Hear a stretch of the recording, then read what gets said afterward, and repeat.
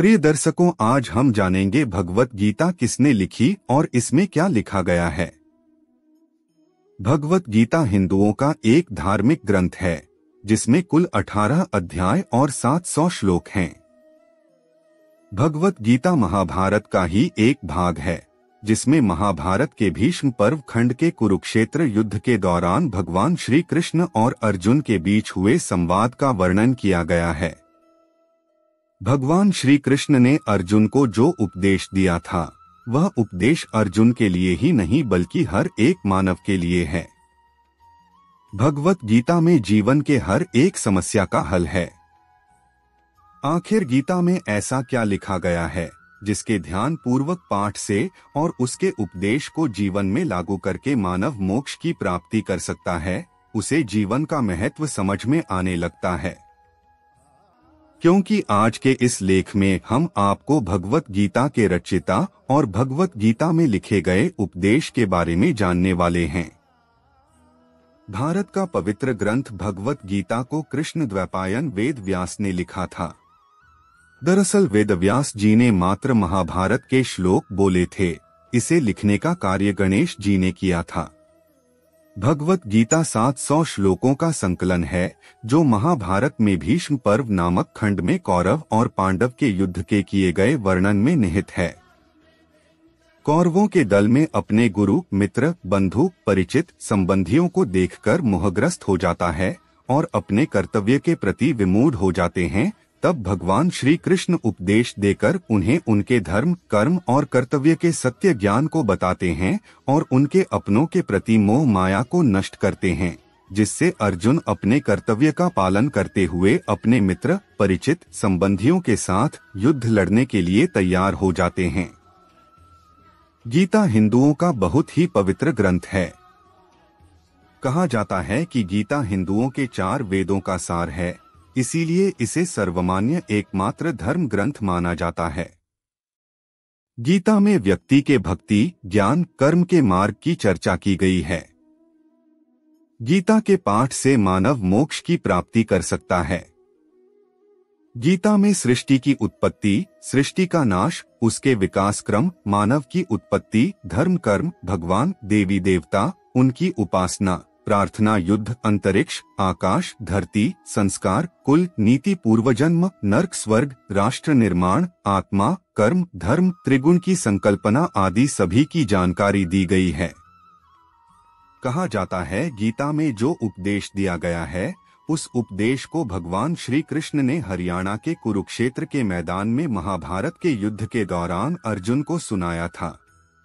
यह उपदेश भगवान श्री कृष्ण को उनके गुरु गैर अंगिरा ने दिया था और उसी उपदेश को भगवान श्री कृष्ण कुरुक्षेत्र के युद्ध के दौरान किंकर्तव्य विमूढ़ अर्जुन को अपने सगे संबंधियों के प्रति मोह छोड़कर अपने कर्तव्य का पालन करने के लिए सुनाया था। कहा जाता है भगवान श्री कृष्ण ने 45 मिनट तक अर्जुन को उपदेश दिया था। कुरुक्षेत्र के युद्ध के दौरान अर्जुन और श्री कृष्ण के बीच हुआ यही संवाद गीता कहलाता है। गीता के पाठ से मानव को जीवन का रहस्य मालूम हो जाता है, जिससे वह हर प्रकार का मोह त्याग कर भगवान के चरणों में श्रेय पाने की मात्र इच्छा रखता है। यह अध्याय अर्जुन विषाद योग नाम से है। इस अध्याय में 46 श्लोक के माध्यम से युद्ध भूमि में विपरीत पक्ष में अपने सगे संबंधियों और गुरुओं को देख अर्जुन के मनोस्थिति का वर्णन किया गया है। इस अध्याय में दोनों सेनाओं के शूरवीरों की गणना, सामर्थ्य और शंख ध्वनि का कथन भी निहित है। इस अध्याय में अपने सगे संबंधियों के मोह से व्याप्त अर्जुन की कायरता, उनके प्रति अर्जुन का स्नेह और शोक युक्त वचन को वर्णन किया गया है। युद्ध भूमि में कौरवों के दल में अपने गुरुओं और सगे संबंधियों को देख अर्जुन मोह में आ जाते हैं और युद्ध से पीछे हटने का मन बना लेते हैं। भगवान श्री कृष्ण को कहते हैं कि अपने बंधुओं को मारकर विजय प्राप्त कर लेने से मुझे कभी भी सुख की प्राप्ति नहीं होगी। भगवत गीता के अध्याय को बहुत महत्वपूर्ण माना जाता है क्योंकि इस अध्याय में भगवान श्री कृष्ण ने अर्जुन को कर्मयोग, ज्ञान योग, बुद्धि योग, सांख्य योग और आत्मज्ञान देते हैं। यह अध्याय सांख्य योग नाम से है। इस अध्याय में कुल 72 श्लोक है और इसे भगवत गीता का संपूर्ण सारांश माना जाता है। प्रथम अध्याय। इसी अध्याय में भगवान श्री कृष्ण के उस उपदेश का वर्णन किया गया है जिसके जरिए वे युद्ध से विमुख अर्जुन को युद्ध लड़ने के लिए प्रेरित करते हैं। अर्जुन हर तरह से युद्ध छोड़कर जाने की बात कहते हैं, लेकिन भगवान श्री कृष्ण उपदेश देते हैं कि तुम जिनके लिए मोह कर रहे हो दरअसल वह पापी है, और यदि तुम इस क्षण युद्ध से विमुख हो जाते हो तो यह तुम्हारी कायरता और नपुंसकता कहलाएंगी। यदि तुम उनका वध नहीं करते हो तो तुम्हारी मृत्यु हो जाएगी। द्वितीय अध्याय। भगवान श्री कृष्ण ने इसी अध्याय में अर्जुन को आत्मा का ज्ञान देते हुए कहा कि आत्मा का वध कभी नहीं किया जाता है। तुम जिनका युद्ध में वध करने से मना कर रहे हो दरअसल वह उनका शरीर है और एक ना एक दिन उन्हें इस शरीर को त्याग करना ही है। इसीलिए इस क्षण तुम अपना लाभ हानि, सुख दुख, जय पराजय को सामान समझकर अपने कर्तव्य को समझते हुए युद्ध के लिए तैयार हो जाओ। तीसरा अध्याय। भगवत गीता का यह अध्याय कर्मयोग से संबंधित है, इसीलिए इसे कर्मयोग नाम से जाना जाता है। भगवान श्री कृष्ण ने इस अध्याय में अर्जुन को उपदेश देते हुए कर्म करते रहने और फल की चिंता न करने को कहते हैं। इस अध्याय में भगवान श्री कृष्ण ने कर्मों का गंभीर विवेचन किया है। इसी अध्याय में हिंदू धर्म के कर्म के सिद्धांत का निचोड़ लिखा गया है। यह अध्याय हिंदू धर्म को कर्मवादी धर्म बताता है। इसी अध्याय में बताया गया है किस तरह भगवान श्री कृष्ण ने अज्ञानी और ज्ञानवान के लक्षण, रोग और द्वेष से रहित होकर कर्म करने की प्रेरणा अर्जुन को दी है। इस अध्याय में कुल 43 श्लोक हैं। चौथा अध्याय। भगवत गीता के इस चौथे अध्याय में ज्ञान, कर्म और संन्यास योग का वर्णन किया गया है, इसीलिए इस अध्याय को ज्ञान कर्म संन्यास योग नाम से जाना जाता है। इस अध्याय में कुल 42 श्लोक हैं। इन्हीं 42 श्लोक के माध्यम से भगवान श्री कृष्ण ने अर्जुन को योगी महात्मा पुरुषों के आचरण, उनकी महिमा, कर्मयोग का विषय, शगुन भगवान का प्रभाव, फल सहित पृथक पृथक यज्ञों का कथन और ज्ञान की महिमा का उपदेश दिया है। पांचवा अध्याय। गीता का पांचवा अध्याय कर्म संन्यास योग नाम से है, जिसमें कुल 29 श्लोक हैं। इसी अध्याय में वर्णित किया गया है कि अर्जुन भगवान श्री कृष्ण से पूछते हैं कि कर्म योग और ध्यान योग में से उत्तम कौन सा है। तब भगवान श्री कृष्ण कहते हैं कि दोनों का ही लक्ष्य समान है, परंतु कर्म योग बेहतर है। इस अध्याय में कर्म योग, सांख्य योग का निर्णय, उसके लक्षण, उसकी महिमा, भक्तों सहित ध्यान योग का वर्णन, ज्ञान योग का विषय का वर्णन किया गया है। छठा अध्याय। भगवत गीता का छठा अध्याय आत्मसंयम योग नाम से है। इसमें कुल 47 श्लोक हैं। इस अध्याय में भगवान श्री कृष्ण ने अर्जुन को अष्टांग योग के बारे में बताया है।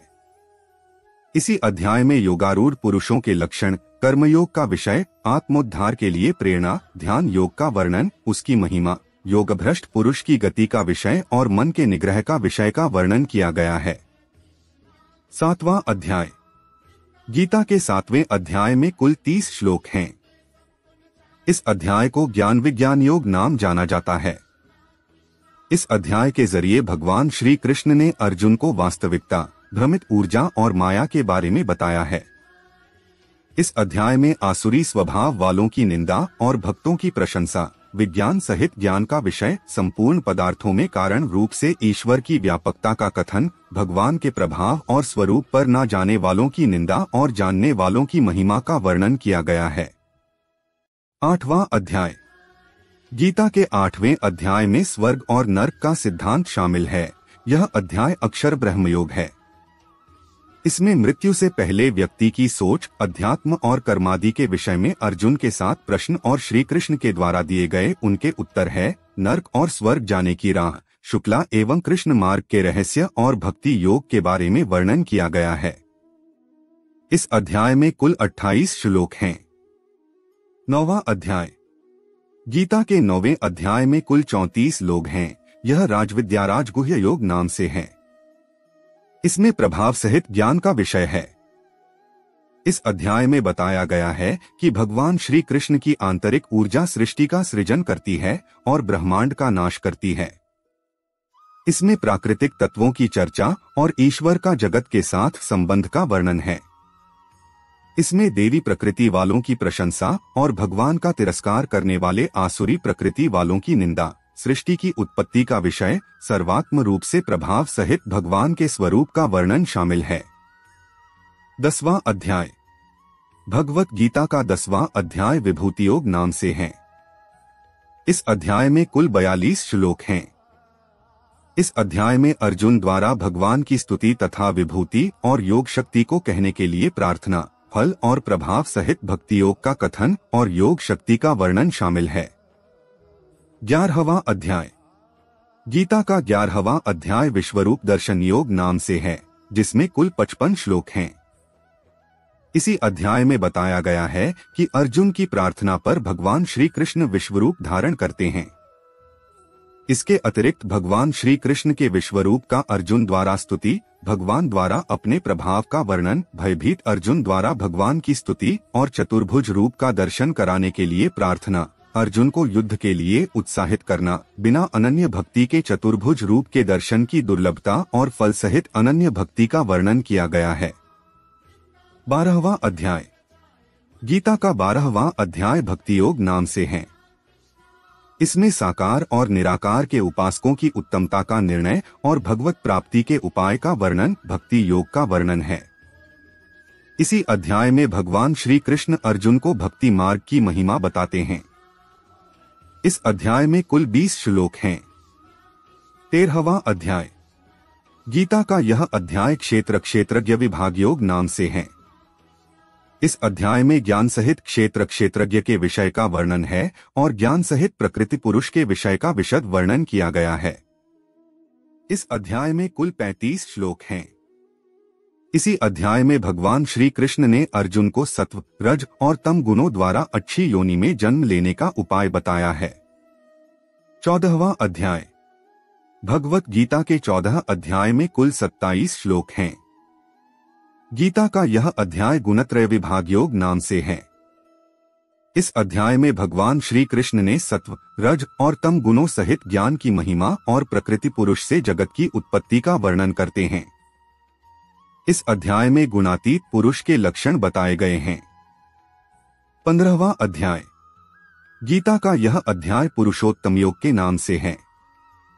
इस अध्याय में जीवात्मा के विषय का विशद विवेचन और प्रभाव सहित परमेश्वर के स्वरूप का वर्णन किया गया है। इसी अध्याय में भगवान श्री कृष्ण कहते हैं कि देवी प्रकृति वाले ज्ञानी पुरुष सर्व प्रकार से भगवान श्री कृष्ण का भजन करते हैं, जबकि असुरी प्रकृति वाले अज्ञानी पुरुष उनका उपहास करते हैं। इसमें संसार को उल्टे वृक्ष की तरह बताकर भगवत प्राप्ति के उपाय बताए गए हैं। इस अध्याय में कुल 20 श्लोक हैं। 16वां अध्याय। भगवत गीता का 16 अध्याय दैवासुर संपद विभाग योग नाम से है। इस अध्याय में आसुरी संपदा वालों के लक्षण और उनकी अधोगति का वर्णन किया गया है। इसके साथ ही ज्ञानी पुरुष और स्त्री प्रकृति वाले अज्ञानी पुरुषों के लक्षण के बारे में बताया गया है। इसके अलावा शास्त्र विपरीत आचरणों को त्यागने और शास्त्रानुकूल आचरणों के लिए प्रेरणा दी गई है। इसमें कुल 24 श्लोक हैं।